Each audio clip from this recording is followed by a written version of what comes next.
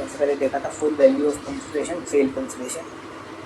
Sale price को ही अपन sale consideration मानते हैं, लेकिन लैंड बिल्डिंग के केस में फॉर्मूला लगता है स्टाम्प ड्यूटी वैल्यू और सेल प्राइस विच एवर चाहिए, लेकिन stamp duty value sale price का अप टू 110% है, तो सेल प्राइस को ही अपन सेल कंसिडरेशन मान लेते हैं। अगर आपको दो स्टाम्प ड्यूटी वैल्यू दे रखी है एग्रीमेंट के दिन की भी, रजिस्ट्रेशन के दिन की भी, तो अगर होल या पार्ट कंसिडरेशन ऑन और बिफोर डेट ऑफ एग्रीमेंट आपको account payee cheque, DD, ECS, electronic mode से मिल जाता है, तो स्टाम्प ड्यूटी वैल्यू एग्रीमेंट के दिन की लेंगे, नहीं तो रजिस्ट्रेशन के दिन की लेंगे। फिर अपन ने देखा अनलिस्टेड शेयर्स के केस में सेल कंसिडरेशन क्या होगा, एफएमवी और सेल प्राइस विच एवर चाहिए। अगर आप सेल प्राइस निकाल नहीं पा रहे तो सेल कंसिडरेशन क्या होगा, एफएमवी।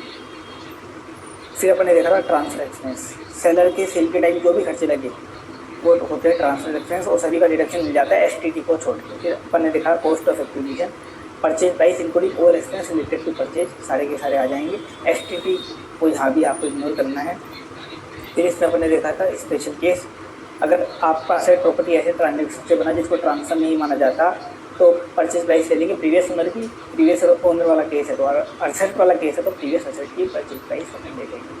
इंटेंजिबल असेट्स वगैरह के केस में, गुडविल वगैरह के केस में अगर सेल्स जनरेटेड है तो बिल, नहीं तो परचेज करा हुआ है तो परचेज प्राइस। बोनस शेयर के केस में अगर 1 अप्रैल 2001 से पहले के हैं तो एफएमवी ले लो, 1 अप्रैल 2001 तो उसके बाद अलग हुआ है तो बिल।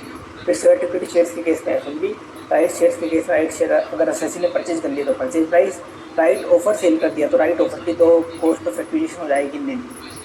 फिर जो अदर पर्सन जो राइट शेयर परचेज करेगा उसके लिए कॉस्ट ऑफ एक्विजिशन क्या होगी, जो अमाउंट वो कंपनी को पे करेगा, एक तो वो एक जो उसने रिनाउंसमेंट प्राइस पे खरीदी राइट ऑफर खरीदने के लिए वो।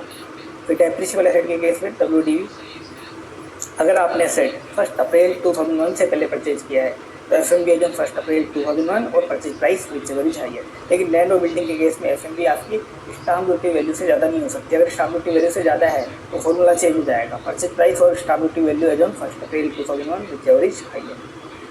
फिर इसके बाद डीमर्जर हो रहा है और रिजल्टिंग कंपनी क्या कर रही है, डीमर्ज कंपनी के शेयर्स के बदले में उनके शेयर इशू कर रही है। तो cost of acquisition resulting company के शेयर्स की क्या होगी, जो डीमर्ज कंपनी के शेयर्स थे वो कितने में परचेज किए थे, into net book value of asset transfer divide by net worth of demerge company. फिर कॉस्ट ऑफ इम्प्रूवमेंट देखी थी अपन ने, कैपिटल नेचर का जो भी खर्चा किया अगर आपने कैपिटल सेट की इम्प्रूवमेंट पे 1 अप्रैल 2001 या उसके बाद किया है तो उससे अपन ले लेंगे, उसका रिलेशन आपको मिल जाएगा। लेकिन 1 अप्रैल 2001 से पहले किया तो उसको आपको इग्नोर करना है। यहाँ तक अपन ने देख लिया था।